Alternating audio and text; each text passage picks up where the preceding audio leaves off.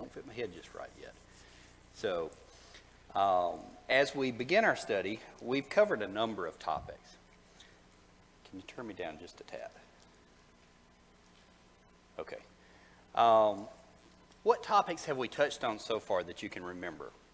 We've talked about it. We opened the study. The easy one is the theme of the book is the fear of the Lord is the beginning of knowledge.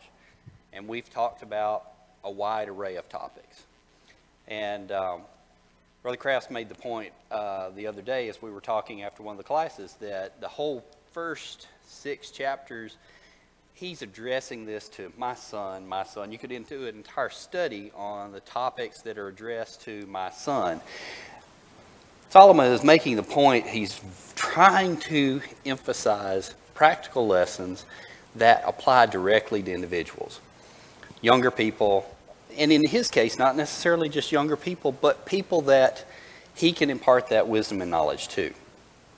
So today is a very practical lesson. Our topic today, and we're going to address it more from an attitudinal standpoint as opposed to practical applications, but our study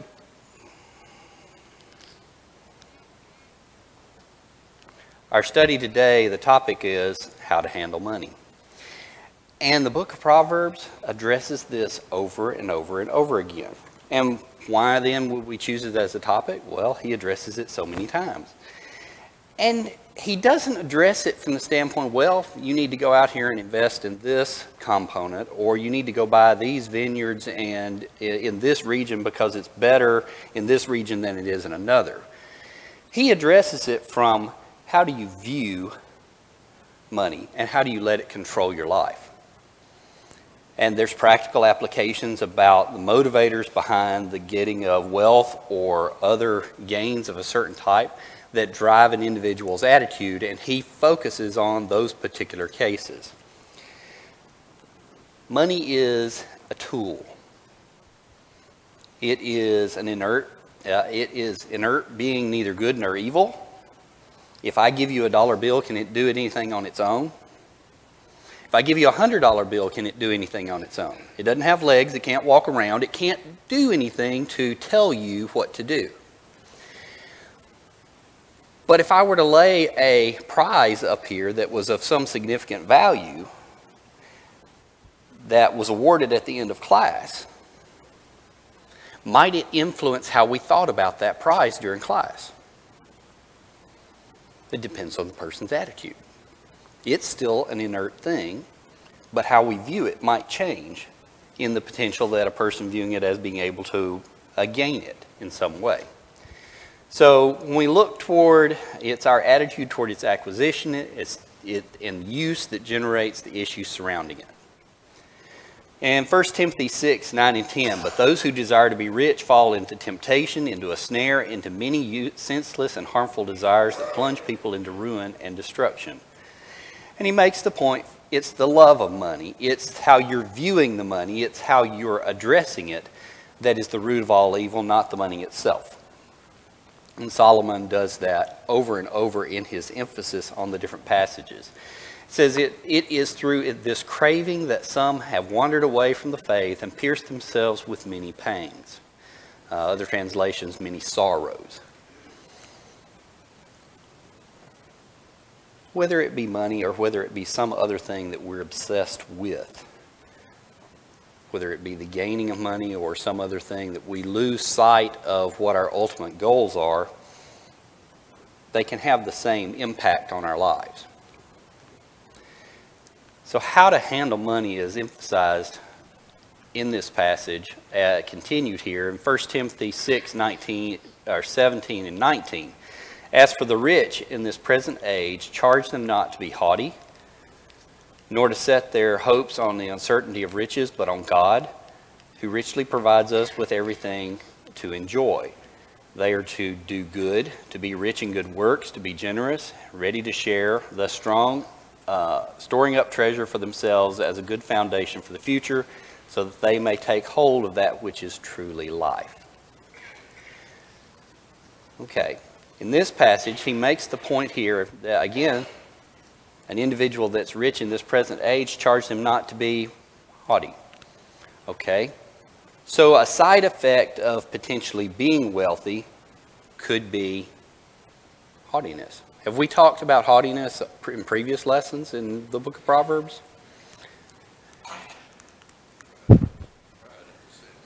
Pride is a sin in and of itself. So he's linking the two together.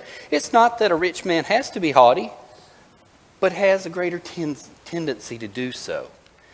No, the next phrase in this particular passage, as it views wealth and so on, has to do our reliance upon wealth and how we view it. Do we rely upon it for our safety net, or do we rely upon God? There's a difference there. The difference being is I'm relying on self and the things that I am able to accomplish versus what God has. Were the Israelites able to capture the land of Canaan on their own?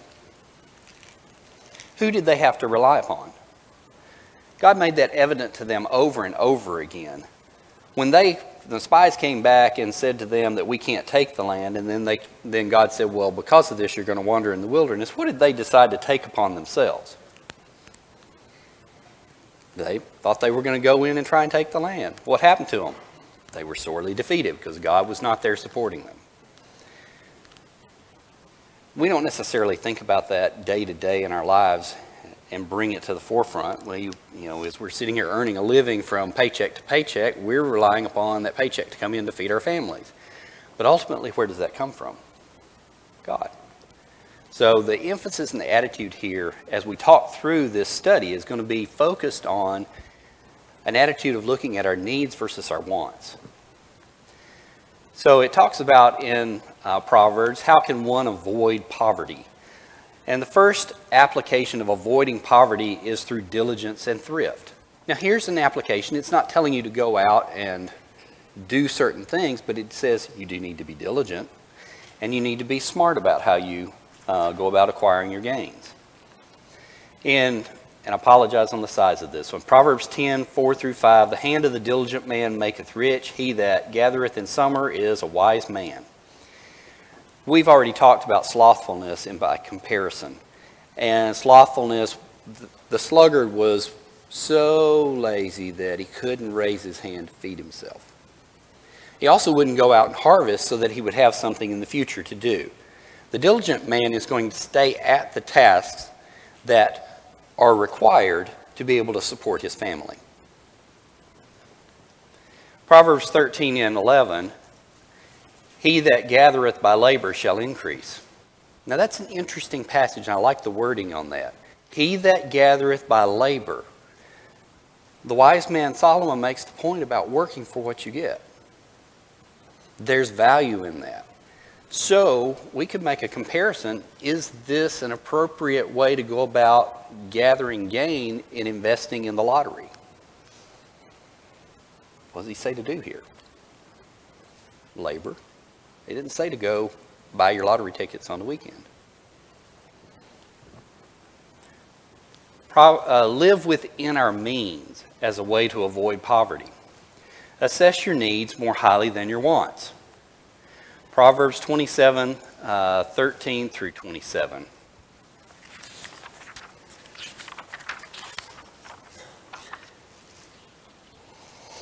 Know well the condition of your flocks, give attention to your herds, for riches do not last forever, and does a crown endure to all generations. Other passages in the Bible talk about, our riches don't go beyond death. Ultimately we may gain things, but who ends up with them? Well, we can't carry it with us, whether it be our children or whether it be someone else getting it. And the point he makes here, for riches do not last forever, in the case of a kingdom. Does the king stay the king forever? No. He has to pass that torch on after, because you need a leader that's alive, not one that's dead. So the gaining of power through a kingship is not enduring. So the goal of that in and of itself, he makes the point, is not enduring. When the grass is gone and the new growth appears and the vegetation of the mountains is gathered, the lambs will provide their clothing and the goats the price of a field. There will be enough goat's milk for your food, for your for the food of your household and the maintenance of your girls. In the latter part of this passage, he emphasizes over and over again, there will be enough. He says, the lambs will provide your clothing. Okay, when we think about the bare necessities of life, what do we it's generally three categories. It's food, clothing, and shelter. And generally that's the three things that people ask us, what are the three necessities? Here he addresses clothing. In the case of the goats, the price of a field, a way to continue to earn additional living, so to speak. And there was enough goat's milk for your food, so there's the second thing. And the food of your household and the maintenance of your girls. The maintenance of the family and the household, so to speak, being able to provide shelter. He didn't talk about all of the things that we might want. And I will say, there's nothing wrong with wants in and of themselves unless they are disproportionate in how we view them in life. If all I was ever interested in was being able to get to the weekend so I could go vacation somewhere for the weekend, and that was my main goal, was to spend my time in pleasure, then I would have my priorities flipped. If I were any other thing for the gains of that, would be the wrong way. But here he's talking about the necessities and going about that. Taking about viewing the fields and taking care of the flock taking care of the flock, why? Because it was going to provide these things. This goes back to the idea of being diligent in one's attitude about how they earn their living. How can avoid living within our means continued? Live with what you need rather than being controlled by our greed. Proverbs 12 and 11. Whoever works his land will have plenty of bread, but he who follows worthless pursuits lacks sense. Here again, he's making the point by comparison. Working for the living as opposed to pursuing worthless opportunities. Do not procrastinate. Another way of avoiding poverty. Proverbs 12 and 27. Proverbs 12 and 27. Whoever is slothful will not roast his game, but the diligent man will get precious wealth. Proverbs 13 and 4. The soul of the sluggard craves and gets nothing, while the soul of the diligent is richly supplied. Proverbs 21 and 5. The plans of the diligent lead surely to abundance, but everyone who is hasty comes only to poverty. And then Proverbs 24, 30 through 34, do not sleep during harvest. All of these, as it relates to procrastination and idea, it goes to being focused on doing the right things at the right time to be able to achieve one's goals, not putting off things that are important. If you put off the maintenance on your vehicle too long, what happens? It breaks down. What might have been a $2 hose replacement, nothing ends up being $2 anymore. Ends up being a $1,200 repair. In a lot of cases, it's $1,200 repair because you don't know how to fix it yourself anymore. But procrastination. Or, I got a little drip at the kitchen sink faucet, and it tends to run back down the spout and runs underneath the back edge of it and drips into the cabinet. And I let that go on and on for years. What does it end up doing to that cabinet? It rots it away and rots the floor out from under it, and you end up having to rip the kitchen cabinets out and do the whole thing over again. Out of sight, out of mind is real easy sometimes. I don't see that drip. It kind of gets out of my sight. I'm not thinking about it unless I get back there and find the soggy soap that's up underneath the sink. But because I put off something that was actually important to deal with, I now pay the price and penalty longer. We can see that even in relationships. We've talked about crucial conversations between individuals. When we know that when we see a conversation turn, or we see a Christian who is struggling and we put off talking to them, how much value is lost in putting off that time and that action? It's immeasurable, because it's a soul that's at risk. So this is very important. Do not procrastinate, whether it be related to poverty here, whether it be related to an individual soul. All of those fit into that same category. And he makes the point over and over again here, certain categories of people will be more likely to do this.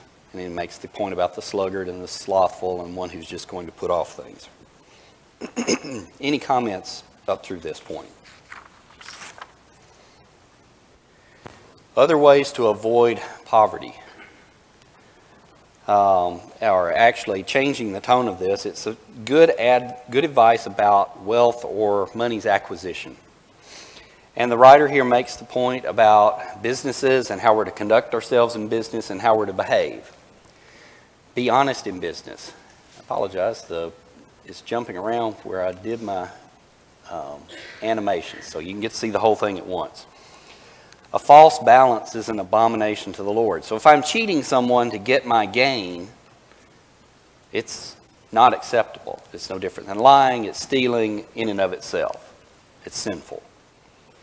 Proverbs 16:11, a just balance and scales are the Lord's. All the weights in the bag are his work. The Lord expects one to measure things justly and to be fair in how they conduct their business. Proverbs 20:10, unequal weights and unequal measures are both like an abomination to the Lord. He makes these points over and over again. This is 4 different passages here that relate to this. The getting of treasures by a lying tongue is a fleeting vapor and a snare of death. There's 4 separate passages in a book of 30 chapters, or 31 chapters, that relate to cheating and stealing someone in business. Now, it may seem advantageous if we're an untrustworthy person and that's the way we want to go about it. It'll be a short-term gain. But ultimately, conducting business in that way catches up to one based on reputation. If you consistently deliver less than you're promising, people don't come back. May last for 6 months, may last for a year, may last for 5 years, but after that, word gets out, and you don't end up conducting business very much longer. Do not take advantage of the poor here, as he's making a point about the gathering of gain. In Proverbs 22:16, whoever oppresses the poor to increase his own wealth or gives to the rich will only come to poverty. Now, we mentioned this same passage previously in another study. The 2 points that we want to make here in this particular verse is you're oppressing the poor to get something for yourself. So you're taking advantage of another person. And the other point that we made in a previous study is that we're giving someone money to gain influence. The latter part of that being particular, he gives to the rich. Why would you give to the rich? To buy influence. I was reading an article yesterday at aviation industry as it relates to the amount of money that the aviation industry, particularly Boeing, uses in lobbying our federal government. Boeing spends $270 million a year in lobbyists to lobby for their benefit in our federal government. Now, they're a multi-billion-dollar company, but that's still a significant portion of lobbying money that's used to gain influence and gain one's way. This passage goes contrary to that. It goes to the idea of fair play. In Proverbs 28:6, better is a poor man who walks in his integrity than a rich man who is crooked in his ways.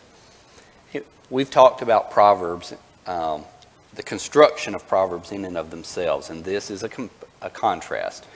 Better this than this.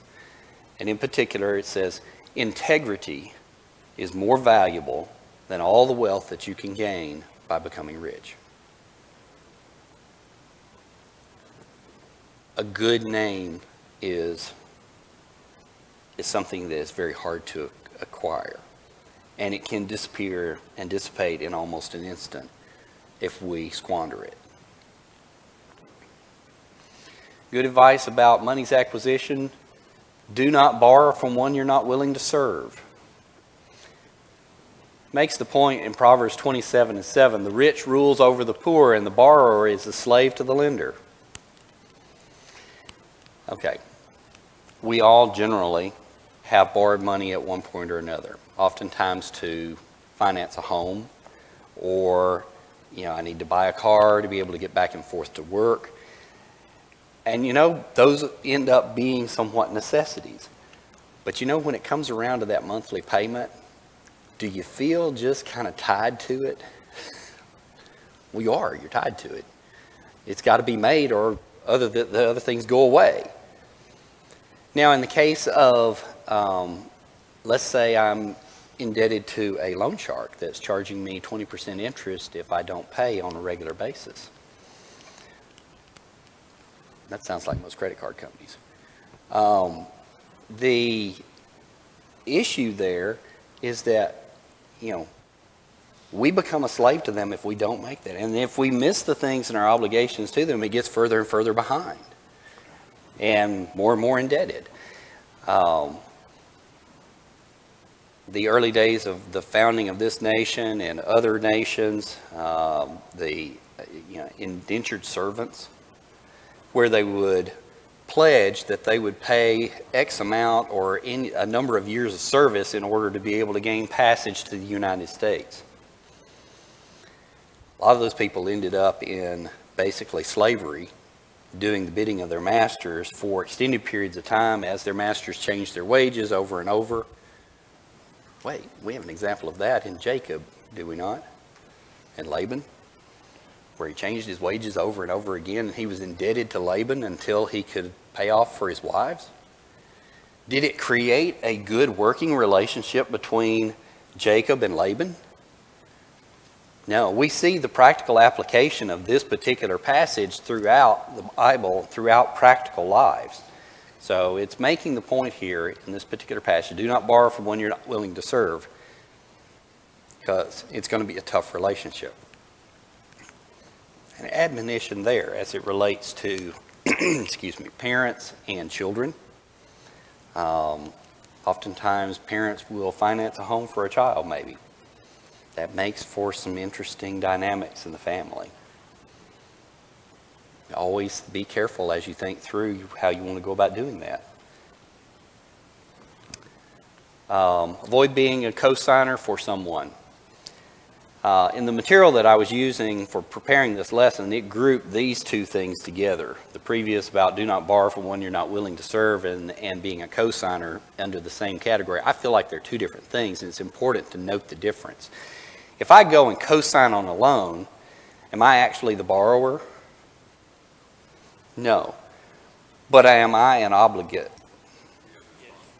I have a responsibility for it. So if the first person defaults, what happens? I have to pay it. It falls back on me.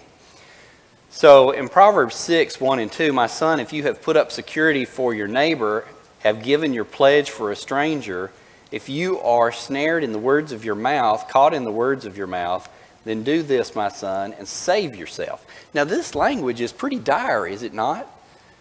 It's talking about saving oneself. Well, if I just loan somebody some money or I co-sign for something, it's viewing this in a way that it can be very detrimental and making the point, you really need to see the seriousness of this. He continues in the writing there, for you have come into a hand of your neighbor. Go, hasten, and plead urgently with your neighbor. Give your eyes no sleep and your eyelids no slumber. Save yourself like a gazelle from the hand of the hunter, like a bird from the hand of the fowler. All of those in that latter part of that application are all about trying to save oneself. In practical application, and a little different twist on this. In the work that I do, it's doing design and product development work for people. And that means if somebody wants to design a brand new clicker They may come in with an idea and say, I've got the best thing since sliced bread. Will you design it for me, and I'll pay you based upon what profits we make off of it? Well, okay. First off, that sounds cool. If I'm willing to take the risk, I may get paid more after the fact. But the other thing is that in that case, if I don't have any level of ownership in the company, what if they decide to go off and develop it, and they get tired of it? They don't want to market it. They don't want to spend the time going about and trying to sell it. Who's going to be left holding the bag on that one? Well, I've already put in all the work. I'm not getting paid for it because they gave up. That's exactly here. If you go into as a co-signer on a neighbor and they decide, well, I don't want to repay that money, now you're the one holding the bag on it. It can occur in different ways, whether you're a co-signer or not. It's how you view setting up relationships with people that are financial in nature. It makes the point in Proverbs 11 and 15. Excuse me. Whoever puts up security for a stranger will surely suffer harm, but he who hates striking hands in a pledge is secure. He basically makes the point here, it's not a smart idea to be a co-signer on anything. One of the things that is very tempting to do and is very popular to do is, somebody wants something and go to somebody else to co-sign because they've got the credit. Right. If you do that, you're the one with the credit and you're trying to help somebody and you don't have the money to pay for it, the Proverbs will tell you, run away. Run away. And that it makes the point over and over again. If you're going to co-sign with somebody, that very thing, it falls in this case, they're asking you to co-sign because you have the credit rating to be able to do it. Well, if it falls through, it's back on you. And I would throw this out as an admonition. This was kind of the words of my dad as he passed it down to me. He said, if you're going to loan somebody some money, you might as well just consider it gone. If they pay it back, they pay it back. That's fine. But if they don't, you've just realized that you've just given it to them. So the day that you loan it to them, consider you've given it to them. And that way you won't be, and be prepared for that. If you're not financially able to just give it to them, don't do it. Wealth is a strong city providing protection and the means of acquiring more. Proverbs 10 and 15, a rich man's wealth is his strong city, the poverty of the poor is their ruin. We see that in today's society, where, quote, the rich get richer and the poor get poorer. Here it's talking about in the case of someone that was wealthy, let's say it was a leader or a king, he would build a city, be able to protect his people and be able to conduct trade and be able to exact more gain as a result of that trade. But the poor don't necessarily participate in that unless the king himself is providing benefits for them. In Proverbs 19 and 4, wealth makes many friends, but the poor is separated from his neighbor. Wealth can be a curse as it's related to what to do with wealth. Proverbs 18 and 23, the poor use entreaties, but the rich answer roughly. When we talked about the idea of one being rich and it has a propensity to make them haughty or proud, do the haughty and proud oftentimes respond gently and kindly? We hear these stories over and over again about, let's say, air travel and a celebrity not necessarily getting the seat that they wanted, making a stink over it. It goes to this type passage. They've responded roughly rather than gently. Proverbs 28 and 11, the rich man is wise in his own conceit. Other passages would say wise in his own eyes. It can be a curse in how one individual behaves. Proverbs 16 and 18, pride goes before destruction and a haughty spirit before a fall. That self-reliance upon the wealth, that getting of gain and feeling one is empowered as a result of it, leads one to a fall, ultimately. What to do with wealth? Do not be greedy, help the needy. Proverbs 3, 9 through 10.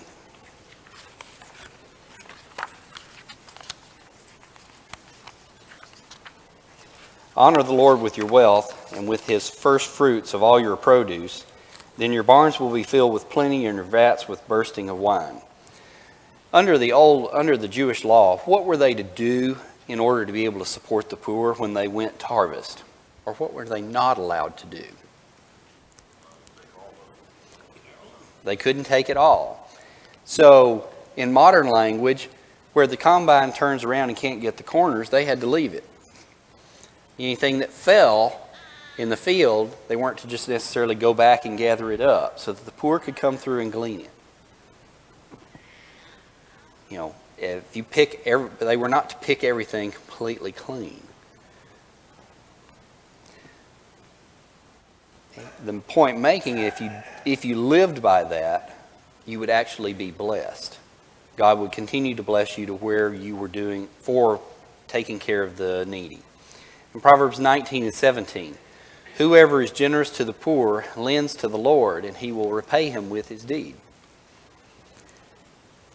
I struggle with this particular application in a couple of areas. When we drive up at the interstate and there's a panhandler at the interstate, is that person in need or not? How do I discern and judge that? We don't know. And each time I think about that, I think about a passage like this.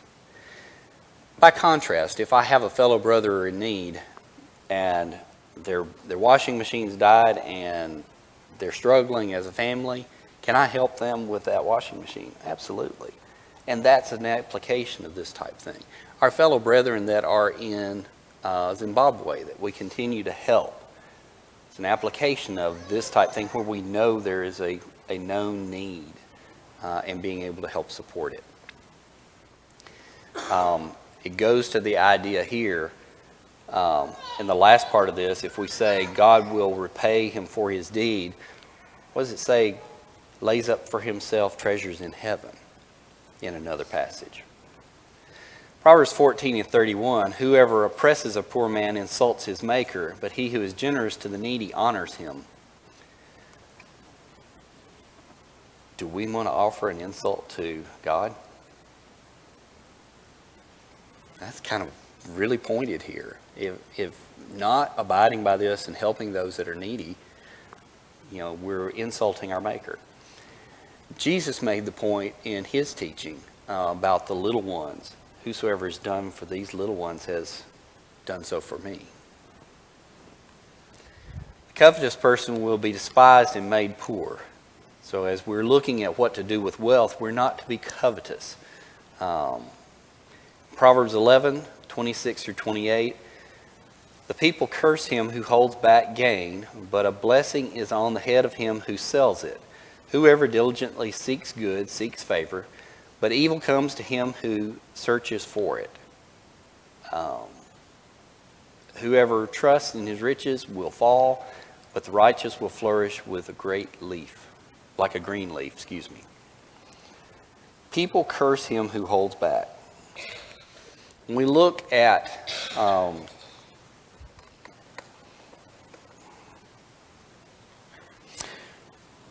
at a king that's an autocrat or a leader over a nation, we have different examples of that through literature. The story of Robin Hood, the sheriff of Nottingham, and stealing from the poor and building it up to have his own kingdom, so to speak. Robin Hood then turns around and steals from the sheriff in order to give back to the poor. Well, two wrongs don't make a right. What Robin Hood was doing wasn't right either, but the sheriff was certainly in the wrong to begin with. But he was oppressing the poor throughout. There was nothing about... See that commercial on TV and radio about the IRS only $5,000, call this number, you might pay it back. That's worst case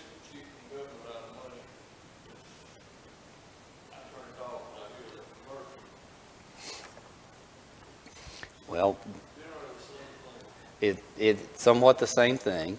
The idea of what giving back to the government, what they duly, Jesus addressed it when they asked him, should we pay taxes to Caesar?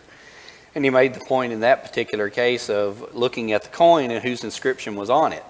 And they said Caesar's. And what did Jesus say? Render unto Caesar what is Caesar's, and unto God what is God's. That's the separation there. And in the case where we're being taxed, we should be applying the rules that are given fairly and paying our just due. In this particular case, as it makes, the blessings on people curse him who holds back gain. A person who has the ability to help someone and just sits there and gathers it all to themselves over and over again and never gives back isn't looked upon favorably. Whether it be by his employees, he just bought the new car and yet his employees can't buy their own food. In the case of a company where there's total disproportions between the compensation of senior leadership and the people that are actually doing the work, they generally don't look favorably upon the leaders of that company. And there's a lot of those in this nation, particularly in the financial sector.